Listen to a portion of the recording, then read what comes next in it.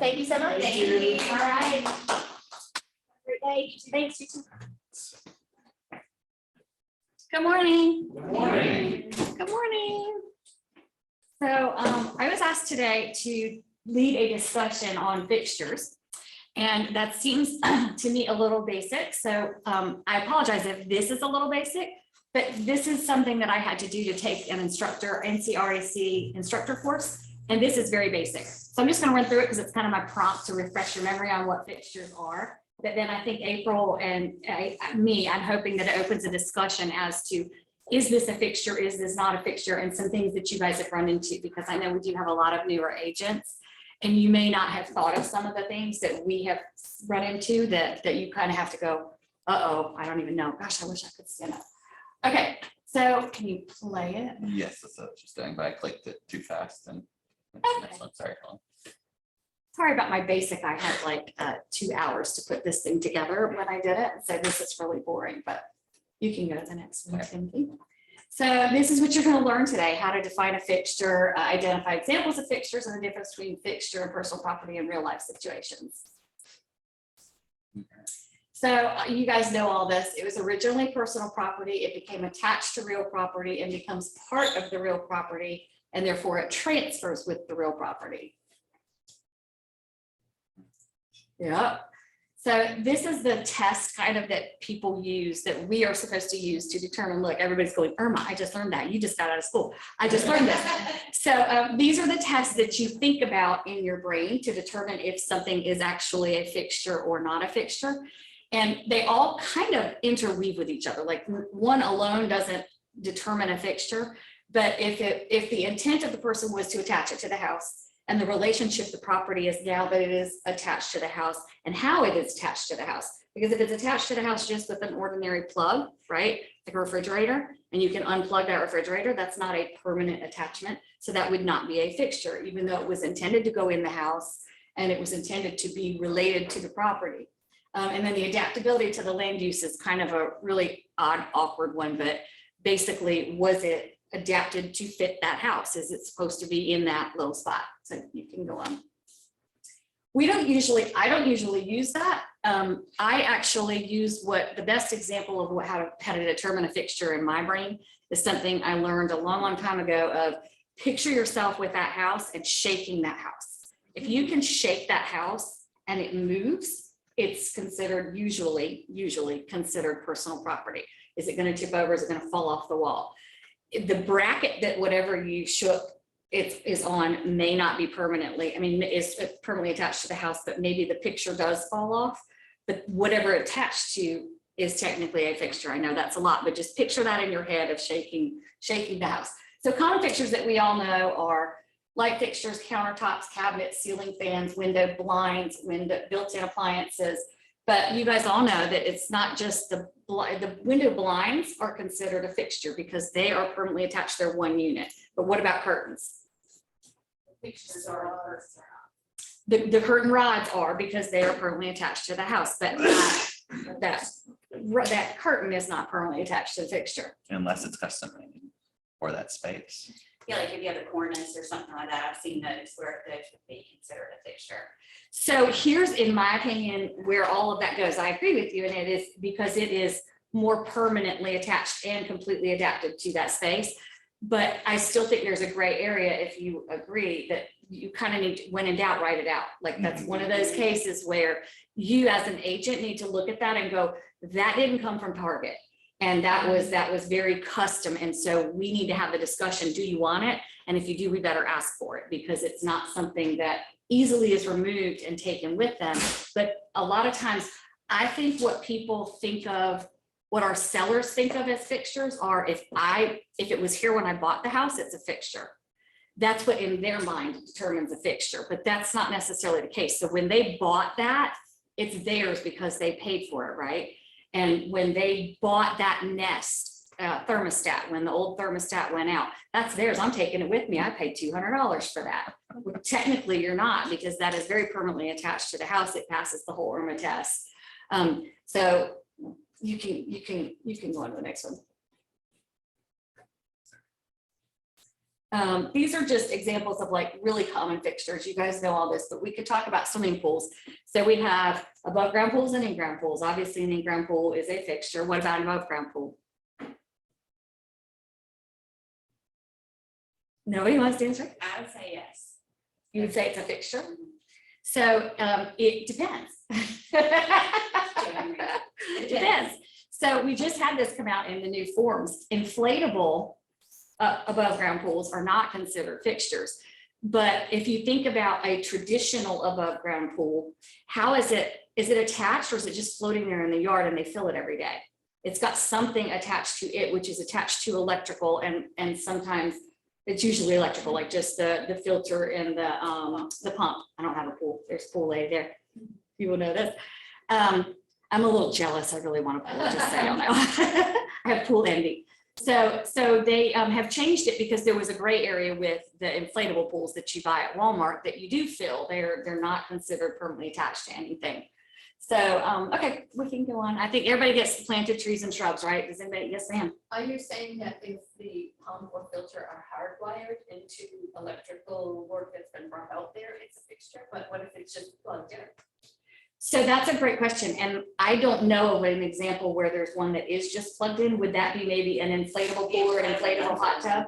Because I think anything that it is more permanent has a permanent electrical wiring.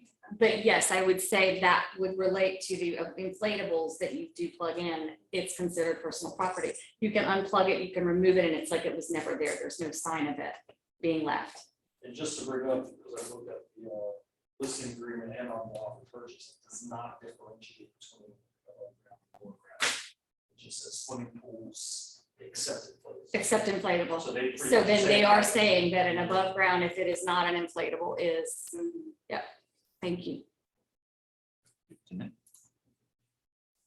don't have to do this, except that like I put this in here because of the built-in, the cabinet facing refrigerator. So like most times refrigerator is not a fixture, right? It's personal property. You unplug it, you pull it out of the wall and you put it on the truck.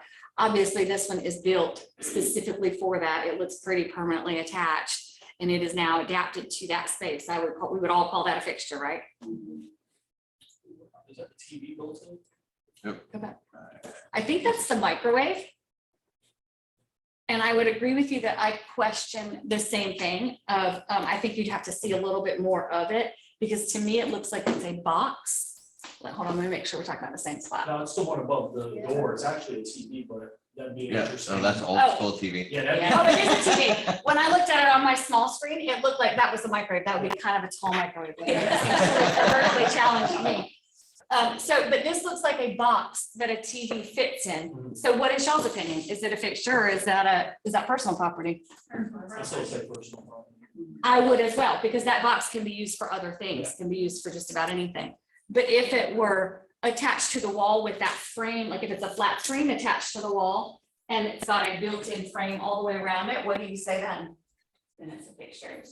I would say it the same. But again, these are things that we have to spot. And when in doubt, write it out. Go ahead. Or take it out. That's the last, Probably. honestly, on the last slide and the whole thing is when in doubt, right? No, you're fine. You're exactly right. Right, when in doubt, write it out and take it out, like take it out before it's ever seen. This is too much. I don't even want to go into this unless April wants me to. Trade fixtures and agricultural fixtures, like commercial and land stuff. You still have 45 minutes. I know, but I don't know how to kill 45 minutes with fixtures. Come on, like that's really challenging. Yeah, I think, a lot of this goes back to what we learned in school. So, as far as agriculture, that is one of those things if it's a piece of land. And I think I've seen it the opposite way, more so than what's a fixture, is that there's way too much personal property that's left. And so we can also get into that discussion because I had a unique one on a closing this week, I negotiated cats. You say cat? Cats. On a farm? Yep. Okay, I can understand that. So I'm now negotiating chickens and cats. So, but that will kind of lead us to personal property and how that is handled, because I see a lot of that coming up now with some of these possessions before and after closing coming out of the market they just come out of. All of a sudden, it really is confusing when somebody has either moved in there and there's something in there, and now it's kind of not supposed to be there, somebody moved out. and left a bunch of stuff, but. And that's kind of where I wanted to go with it, is what have you guys seen that we can all learn from to look for? But again, it was a place to start to at least talk about fixtures. And we're almost done with it too, just for the record. You could skip that one. These are just some questions that I had, and I don't know if anybody, like, you guys all know the basketball. If the basically it's what kind of base it is. Is it in the ground? Play sets are the same thing, correct? It's permanently in the ground. If they dug a hole and they stuck it in there with or without concrete, I would say, then it stays if it's in the ground. You can skip it. Most play sets are considered fixtures. I always, if there's ever a question, make sure I ask the sellers, is it gonna break your heart if you know, are you planning to take this play set with you? And if they say, well, we're not sure, I'm like, well, let me rephrase it. Do you want to move this play set? You know, I said the same thing about the refrigerator. They're like, April, please don't make me move this out, and we're gonna include it. And that way there's no question about it. I just said, write it out. Yeah, and I think a lot of that depends too on the market that we're in, because Fixture. I don't know where I was going with that, but yeah, sorry, I don't know where I was going with that. I was going somewhere, but it's gone. So I really want to talk about patio furniture. I knew this was coming. This is a big one. So especially when you have pools, if you negotiate the pool furniture around the pool, you need to be very specific as what is considered a pool furniture. And if you negotiate patio furniture and it's one of those round things and it's got custom cushions made with it, you need to make sure you delineate whether or not these cushions are also going to stay. Because we've had that come up where, you know, some buyers wanted to sue over some cushions, but it goes back to when you have custom cushions made for custom outdoor furniture, that does get very expensive. I mean, pillows and cushions are not cheap. And I think the hard part, and I don't know the answer to this, but like in my brain with something like that, that none of it is a fixture, because the patio furniture is also personal property, but the personal property, so this was what it was. It was a huge, beautiful patio set. And the buyers wrote in the contract, they want this patio set, patio furniture, but they did not write including cushions. And so the sellers who paid thousands of dollars for these custom made cushions took the cushions with them when they left. What are they needing cushions for? Yeah. They didn't. They didn't, because they didn't have the furniture. You're absolutely right. And that was what all of us said. All of us logically were like, why did you do that? You can't do anything with them.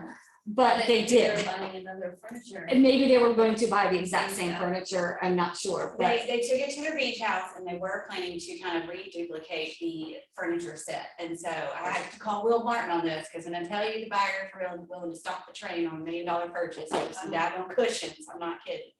And Will Martin said that it is a gray area, but when in doubt, write it out. And you know, if they, because they were negotiating personal property, if they specifically wanted the cushions, you know, it's kind of, and I've seen it on a lot of contracts, curtain rods and curtains.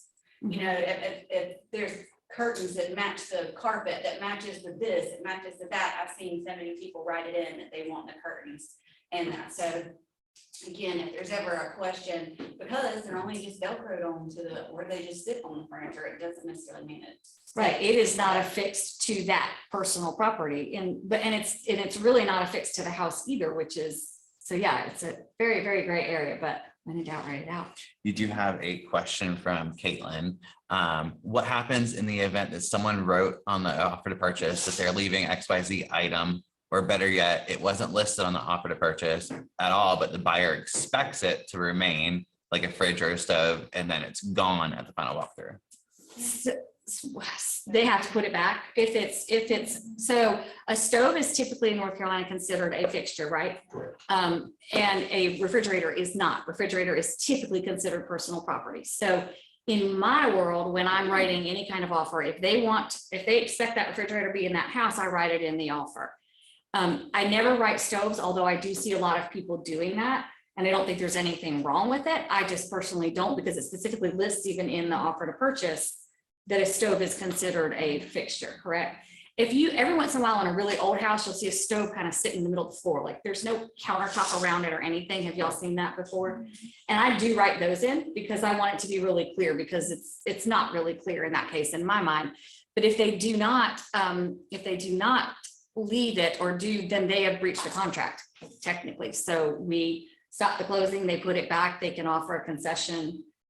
I think, Caitlin, it kind of depends on the situation, how it's handled, but basically they breach the contract. Does anyone disagree with that? No, I agree. Can I stop while you're? Yeah. Got one more. Also, had a situation where and again, I just negotiate too much personal property, I think.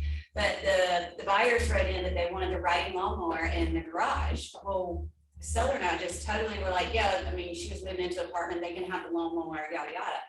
It was never a riding lawnmower. It was always a push lawnmower. And this agent went toe to toe with me because we had signed a contract with a riding lawnmower. And we didn't catch the fact that she didn't own a It riding was lawnmower. never a writing, oh. So That what was it. happened? The $100 Lowe's gift card happened. But it was, it was one of those things where you sign a contract, the buyer's agent was technically wrong. I was technically wrong, and that was kind of the compromise, but there was never a riding lawnmower to begin with. So, I've got now specifics like, okay, if we're negotiating any type of personal property, like we're gonna attach maybe even a picture or, because I've seen stuff get negotiated and then it breaks. No seller wants to go and buy something brand new for these buyers to have. It would be a nice negotiated, especially as y'all see so many more repair negotiations come up. That's when we really start using kind of personal property as a home and repair negotiations. And I've seen that happen a lot where if we're not specific, make and model in the year and, putting values on things that if it breaks, the seller doesn't typically want to replace it with a new one. I think that's true with some appliances as well. Like owners really want to keep their stove and their fridge, and so they swap out. And but the buyer's already seen it and knows what it was. So I've seen it written in the contracts a couple different ways. Now, there are some agents that will literally put the VIN number, or not the VIN number, but the serial number of everything in the contract. I've not been that diligent, but most of the time they will say in the home at time of showing. That's usually how I cover it, because you can go back and look at the MLS pictures or whatever information you have that says this is what was in there and what you replaced it with is clearly not the same. Yeah, I've had well, not personally, but the same discussion with agents on the garage refrigerator swaps inside the house is nice. French door, refrigerator gone because it just said refrigerator. So Yeah, and that's pretty much my standard when I am including any personal property, and we haven't done it in a while, right? Because nobody's really, the buyers in North Carolina recently have just taken what they can get. They don't ask for personal property, but I think we'll be back there sooner than later. And so that is sort of my go-to is I list all the personal items and say in the home at the time of showing for like a blanket for all of them. Or if it's patio furniture, I have been specific about patio furniture on the front porch and back porch, or back porch furniture, including 3 tables, 2 chairs, because who knows what patio furniture is to some people, right? Like you could have a little tiny table that had one plant sitting on it and they call it furniture and it's not there. And now we're up in arms over it.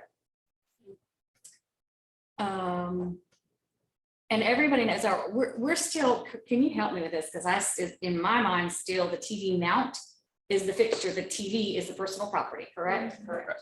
Just making sure that I didn't miss anything, because that TV itself is not permanently attached to the house, but the mount is. Now, a lot of times I'll tell my people, but you can ask for the TV because it may have been built for that mount. And if you want to, why don't we say, if you want to leave the TV, you can.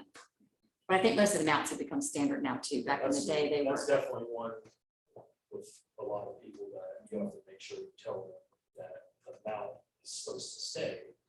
Because And we need anybody to, that's techie and has nice toys, the tech toys at home, nice TVs, they expect all of it to come, so you have to make sure that you're differentiating that. and I think we need to remember to do this with both buyers and sellers, exactly what you're talking about, because we have to educate our sellers on what their job to leave is. And we also have to educate our buyers on, you're not getting that unless you ask for it and we're specific about it.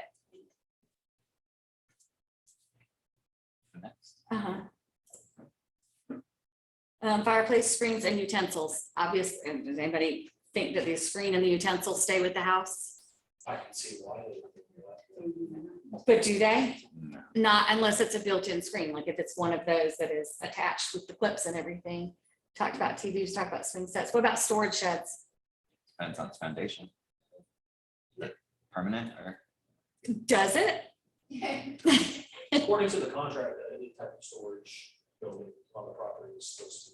I think it's a fixture, whether it has a concrete base or not. A storage shed is considered a fixture. Now, if you've got one of those little plastic cabinets that you bought at Lowe's that holds your lawn for your garden tools, probably not, because you can pick it up, you can put it on a truck. It is not an act of Congress to move it, right? But Now, and unless the seller, but what if the seller states, and you know right away, like in MLS, that they intend to take the building, then that's okay. then yes, because they have clearly stated that they're taking it, but make sure that's in the offer, and vice versa. If they say they're leaving it, Oh, we do, better. you still have to write it in there. If there is personal property they're leaving, don't ever assume that they're gonna leave it whether or not you put it in the contract. Just because it's advertised does not mean that you don't need to write in the contract, because those contracts will come through the seller and they're like, they didn't want the TV that I offered. So now I'm gonna, or the refrigerator, now I'm gonna sell that refrigerator to my friend. And now you've got a battle at the closing table because you told me you were leaving it. Does everyone understand that? Yeah, don't ever assume that ours was a generator that got negotiated, that the generator in the storage shed was gonna stay. It was in MLS, we didn't write it in the contract, and so when it came down to it, buyers were very upset that they weren't getting this generator they thought they were getting. And the seller was like, well, you didn't write it in the contract, so we didn't think it was part of the deal. Who's buying it, just gonna be happy about it. Yeah. Well, I will say a lot of sellers, and this is one of those things, like to me, a storage building, no matter how it's attached as a fixture, but sellers, if it's on skids, they think it's not attached technically, so why would that be a fixture? And that most storage buildings are still on skids, just a little ramp in the front. Yeah, when I do my listing presentation, I try not to, I try to make mental note of things that I'm seeing, so. Yes, that's a long list of bullet points, but if I see things that are pertinent to that property, I'll double check with them. And the other thing that I've learned is, it's kind of a emotional, the whole process is emotional anyway, so then when you start saying, okay, oh, by the way, you have to leave these things behind. You don't necessarily need to convey to the seller that they have to, it's just more of a communication thing of, listen, if there's something here that you want to take, it's not a big deal, we just have to make sure that it's known to all parties that is not staying in the house. That's exactly what I was gonna say, is on your listing presentations or your listing appointments, walk through that house and be spotting, that light did not come standard with this house. It's got sparklies on it. It's in a little girl's room. Yeah. Are you planning to leave that or take that? And exactly, if And again, you, emotional, but like I said, if you just say, it doesn't matter. you can do what you want to with You it, keep but if nothing everything, is you said, have to this is how it communicate. goes. Exactly. Yeah, exactly. yeah. And that kind of relieves them a little bit, because they start to you get like almost a deer in the headlights of when you start saying, oh yeah, this needs to stay, this needs to stay, and they start, oh my gosh. Yeah. No, it's not a big deal. We can take grandma's chandelier, take it, we just have to let them. That's know, right. Or remove They it. replace obviously, it, yeah. put something else up there.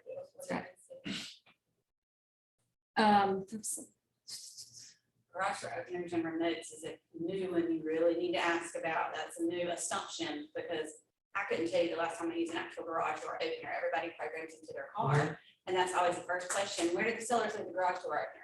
I don't know. I haven't seen that thing in 15 years. It was in a drawer somewhere that got, Or No. they just don't have it. yeah. That's what we're saying, yeah, like they lost it, it's been forever, yeah. But I'm saying that is something I now ask at the listing appointment and disclose if we don't have them, because buyers feel like because it says garage door openers and remotes, that they should have been made aware if there was not an opener. Interesting.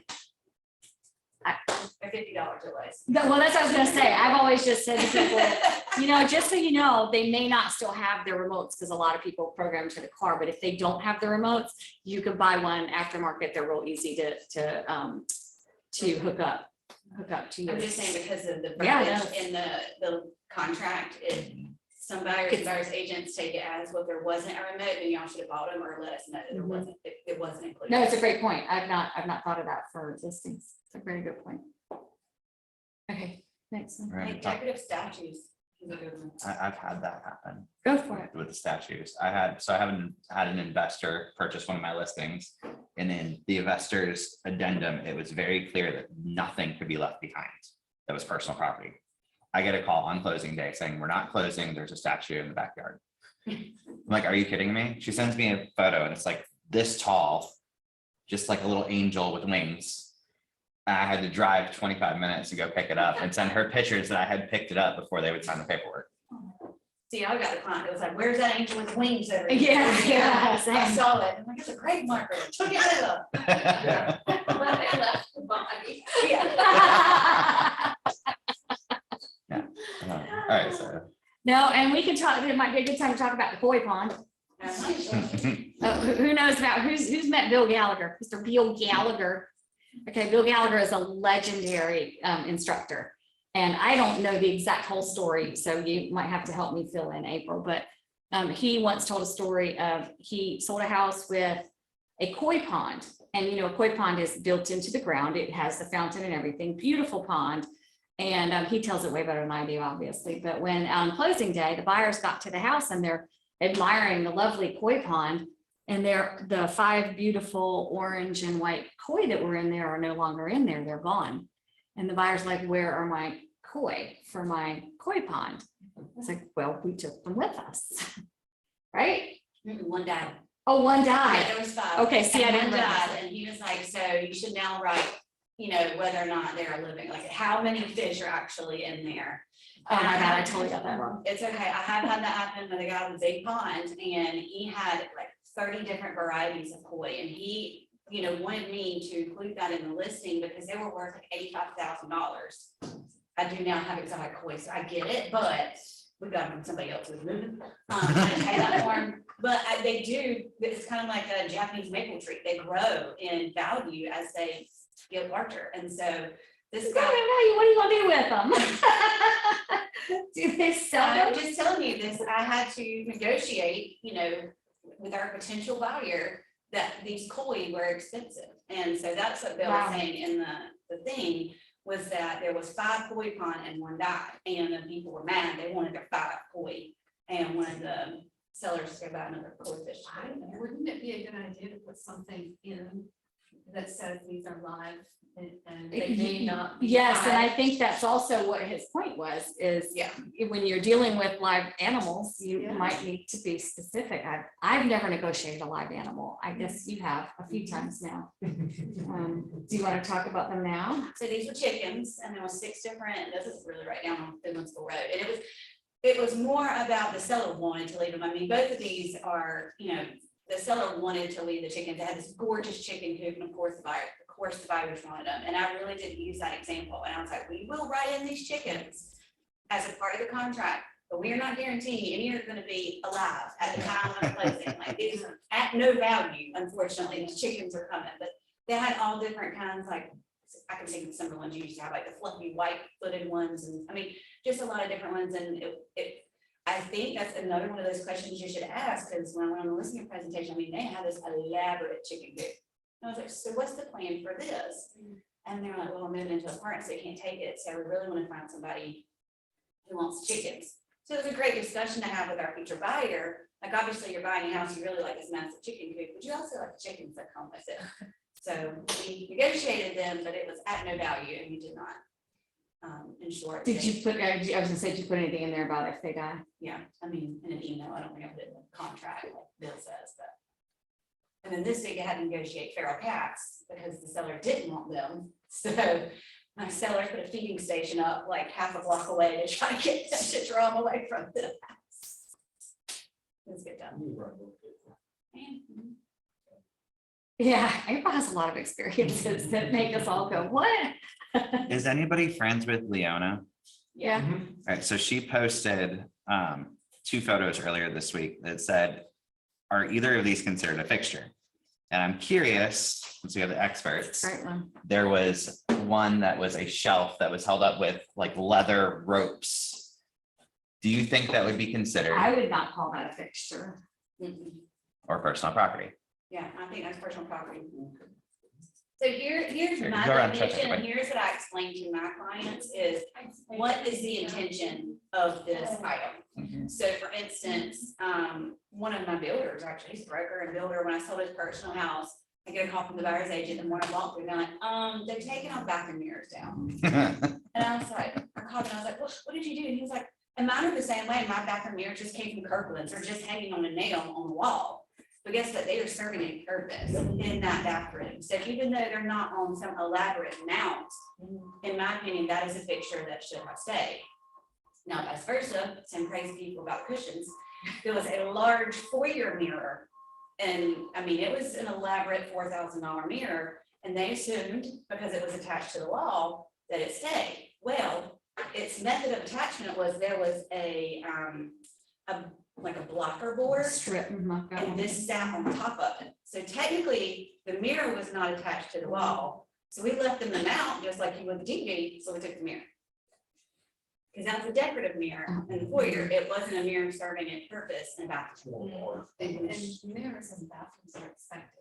Right. Well, and it used to be, everything's used to be, because I'm gotten old now, but it used to be that you hardly ever saw a framed mirror in a bathroom, right? They were always attached to the wall when I first got my license.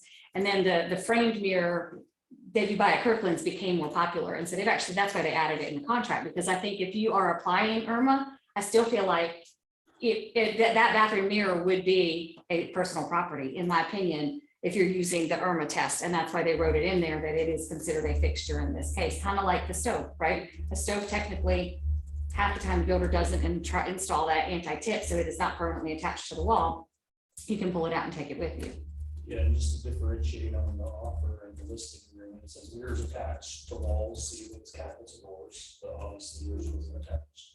And then it goes on to say all bathroom wall mirrors. Right. So that kind of differentiates regardless of how those bathroom Yeah, mirrors. they changed that one a few years ago. But again, if you want to keep your Kirkland mirrors, you just take them out and put something else up and sell it. Or put in the listing that the bathroom mirrors do not convey. As long as you disclose it, it doesn't matter. But I'm a big fan, I think probably most of us are, of take it out and do exactly what you said, because once a buyer sees it, they're gonna want it. And And especially when you say no. That's right. Then they really want yeah, it. yeah, you always want what you can't have. And there you go. Exactly what we were talking about. The pictures that I sent you. Yes. So this is at a beach house that I showed last week. And beach houses, most of them come furnished, but this one was not coming furnished. And so I knew that my buyers wanted some furnishings. So I had to walk up to this to see, like, how is it attached? And it was not attached to the wall. It is clearly not attached to the wall. So I said, by the way, this isn't staying. And they're like, what? And so in their mind, this looks like it's something that should stay. So that's the other thing that we have to learn to spot, the things that we know could be a sticking point when they actually come to close it. Yeah, a lot of times when you see people, I mean, I think the best example is those white IKEA bookshelves, and they make storage centers out of them, and they look like they're built in kind of like that, but they're actually not. And if they are not screwed to the wall, you need to make sure you ask, A, buyers, do you want this? B, sellers, do you intend to leave it? Because especially when they put them in, like, I see them in bonus rooms, and make these little built-ins around that window.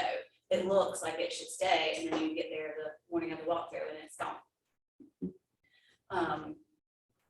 Workbenches and garages are another one that they so many times look like they're automatically built in and should stay, and they don't. That's a good one. But the corkboard things, not corkboard, but the pegboards that are more permanently attached to the wall are fixtures, right? Has anyone sold a fully furnished property? Yes. You have? Yes. How did you write that up? Because that scares me. I'm gonna have to do it, and it scares me. So it was one of my very first sales. It was historic house in downtown Four Oaks, and the seller gave 90% of the stuff in the house except for a few personal items. So we actually had to meet with the seller, the buyer, and everybody, and go through the house and inventory it, list like every room. Every We went single room thing. by room, and we said what was staying and what wasn't. Including dishes and Yeah, everything. and then we did everything at no cost and just wrote it in there. Lana's beach house, we also did, where she was the buyer. She bought it fully furnished. That one, we were a little bit less specific. We just asked what's not being included. But the one in Four Oaks had a lot of like really old stuff that was like period to the house that the buyers wanted. So like we needed to make sure that it was all itemized out, so they didn't accidentally take something that was family That was kind of what heirloom. I was thinking, is go the backwards route of what's not staying. Has anybody had a Nest disappear? Thermostat? Had a seller threaten to take it because they didn't like the negotiations. They're like, well, I'm just gonna take all the smart stuff. Like, no, can't do it. No. We got to the closing table and got to the final walkthrough, and fortunately the listing agent already knew about it and had alerted us to it. He said, by the way, she was confused and thought she could take her Nest. So, but she can't get another one until, I don't know what was happening, but anyway, at the final walkthrough, there's like no thermostat. It's just wires hanging out of the wall. Yep. And she was gonna replace it, but she was gonna replace it with the, you know, the cheap one. Years ago, I had, like, I was selling, like, I wasn't an agent, I just was the seller. And they wanted us to leave the fridge and the stove, I think. And we said we didn't want to, we wanted to be able to take it. And so we didn't initial that part of it. Mhm. And they were very upset because they thought they'd negotiated it, but we didn't agree to it as the seller. Ah, So, but their paperwork had the original initial. original offer. But, yeah, the signed one didn't have those initials on it, so we weren't in trouble. We were able And where was that? in Maine. Yeah. The different states have really different contracts like that, and I think that's why North Carolina's contracts are now 16 pages, is because that probably happened several times, and they're like, we're gonna be more clear about this. Yeah. Yeah. And it was before electronic to signatures and all. So they Okay. just- I think their agent just didn't present it to our agent, Uh-huh, so it just remained the original offer. wow. Yeah, I had a couple, I had the vacant property where we went to find a walkthrough, and somebody stole the stove. Someone stole it. Yes. I think April had one of those too. Yes. So that was easy, that was seller gift card, you know, oh my gosh, can't believe that happened, so sorry. The one stickler we had was a kitchen island. So you have kitchen islands on Mhm. wheels now, you have decorative kitchen islands that aren't even necessarily on wheels, but look like they're part of, but they're, you know, obviously not, so there's a couple, I'd be careful with those, because, you know, if the buyer glancing over a kitchen sees an island, it's gonna stay, but Those are great points. my big one was a water filtration system. So we went to find a walkthrough, my buyers were selling and buying in the same day. So we're in essence homeless at this point because we had already closed on the sale of their home. Went to find a walkthrough, and next to the sink, it looked like it was a pop filler Uh-huh. tap. We went to find a walkthrough and it was gone. And the worst part about it was they just left a hole in the ground. So I mean, next to the sink. there's It's this- probably a good thing, or you might not have seen it. Yeah. Right? Yeah, so, you know, they were back and forth, they were very easygoing people. And once again, like I said, they're already homeless, so we started Googling water filtration, you know, that, I'll look it up. Turns out it was a $25,000 water filtration system. That the agent said, it said it was negotiable in the MLS. But on the offer to purchase, It water wasn't filtration written in. systems, so they just said, you know what, don't worry about it, because they just were scared about it. I said, 'cause you guys can really hold this up right now if you wanted to. They were so non-standoffish. They're the right clients for this to happen to, where it didn't turn into a big situation. But yeah, that almost ruined that listing agent's year.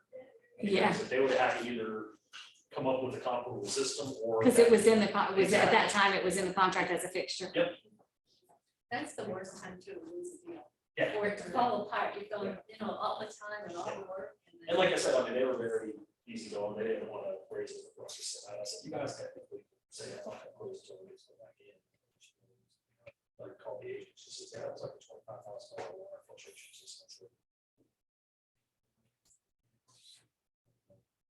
Like, So they you- were fine with it, but it's something that was probably my biggest one where it could have really ruined the deal or held up the deal if my buyers wanted to, because it was pretty cut and dry. So you bring up a point that I wanted to ask y'all. Y'all do, who does the final walkthrough the day of closing? Who does it the day before? Do y'all ever do it the day before? Sometimes some of us, I'm pretty consistently insistent that we do it the day of, for that exact reason of, we had a stove stolen, we had this happen, because how do you know if you go to closing, the stove was there the night before, it's now not there when they've signed? If you're representing the buyer, that is your buyer's responsibility to buy that stove, like it was there when they were last there. So I do that for the exact same reason of, if something gets stolen, if a tree falls on the house, there's a storm, if a branch, I mean, there's so many things or you've had people move out, they just moved out, you do your walkthrough, the washing machine's another one, where they don't turn the water off all the way. And so then that starts dripping and you've got a flood and. Those valves just go bad because they've been open for Yes. 20 years. Yes, Oh, yeah. exactly. It's not anyone's fault, but it happens. So I just for I personally, if they can't do the walkthrough with me the day before, I will do everything the day of, we have to do it the day before. I will do everything in my power to lay eyes on that house right before closing. Just to cover that. What's that? Yeah, just, Don't come back on us. that's right, because I don't want that to ever, I'd be mad if I bought a house without a stove, My wife's friend didn't use me and then called me after the fact, and I wanted to reach through the phone and shake her, because they did the final walkthrough 3 days prior. Oh, And then That's the not final. family, yeah, the family took all the baby gates out, but they weren't like baby gates, they were like the wooden attached, looks like a wooden fence. They were gate, baby fixtures. gates, exactly. Took them all out, left big holes in the walls, so they had already closed and were going to see their new house for the first time and walked into that. And she says, is there anything we can do? And I said, yeah, don't do your final walkthrough on the way to the law. yes, yeah, that's right. You got a lot less time for something to go wrong. Exactly. That's the only, it's because the pipes could freeze. Mhm. You know, Yeah. There are things that could do major damage. Yeah, there's a whole lot that can happen. All right, well. Any questions? Anybody else? Well, I guess we're just done for the day. Well, early, Sorry. not mad about it. Pretty good. Did you have a second photo or was it just one? It's the same thing, but a Oh, different different view. vantage point. That's great. I think with the thing too below on the new offers and the new listing agreements where you're unpairing your smart stuff. Mm.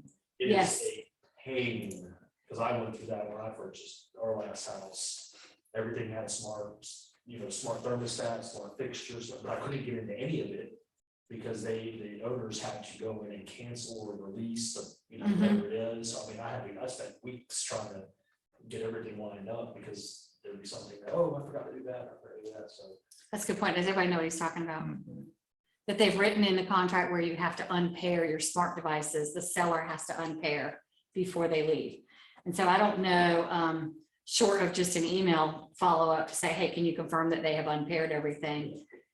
And I guess, because I don't have a smart house, I have like 1 or 2 smart light bulbs and that's as smart as I get.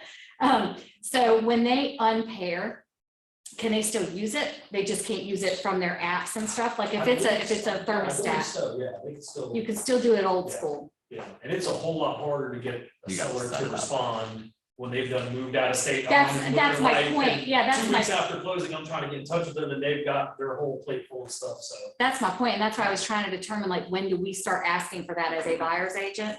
Hey, have they unpaired? Do you start it a week before or do you 2-3 I would days start a before? week before with just a, hey, just a reminder. Which was just a reminder, please have the sellers Especially if you know, unpaired. especially if it's noted that there's a smart thermostat or smart, Yeah, Sorry if I missed this, I had to step out to that. The other thing with security systems, a lot of sellers automatically think if they call and they still have a contract, then the security company is telling them to take it with them to their next house. But if there's a security system in the house and the buyer has seen it, that security system should stay. So every time I see like a CPI or an ADT at the listing appointment, I ask the seller, are you still under contract? Because if you're under contract, you're gonna have to pay to get out. If the buyer wants to keep the security system, or we need to let them know that it doesn't convey. I've had that happen before. Sometimes you can transfer, like if they're okay with that. if they want to transfer, the security company, I'm sure, would rather leave it there and have it transfer. It's just something that's one of those, like you sign up for it 2.5 years ago, you don't realize you still have 6 or 8 Yeah. months left on your contract, and it's $1,100 and the sellers don't want to take it out of it. So then they expect the buyer to pay for it, the system. No, you need to have that conversation with the sellers up front. You see the security system in there. So you're required. They also about solar panels, those people may not have fulfilled their contract yet. Those are mostly liens, aren't they? Aren't they attached as a lien so that they have to do They- something, the closing attorney? Yeah. They do have where you can lease them though. So there are some people who do not own their solar panels. I think it's not as Wow, so- common here, but that was an option when we were getting ours installed, that instead of purchasing them, you could lease them. So then what do they do if if you're done with the lease and they take them with them, they just patch the holes? Do you have to have a whole new roof? It's a great Nightmare. question. I mean, it just seems like a hot mess to me, like, Yeah, I think you have to talk about it to both before you find out, is it, you know, if you have a lease, can you show it to me, or what are the terms, let me see your Mhm. paperwork. And then I call the company. and propane tanks are now all fixtures, right? Yeah. Regardless of whether you bought it or whether it's leased, it is a fixture. It's staying with the house unless you specify otherwise. And then. I paid for a $750 one a couple of years ago. And the fuel that's in it, that's. Yes. Correct.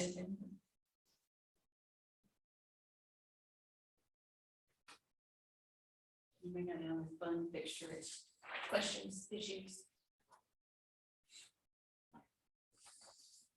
All right, I guess that's it. Thanks, I'm y'all. done for the day.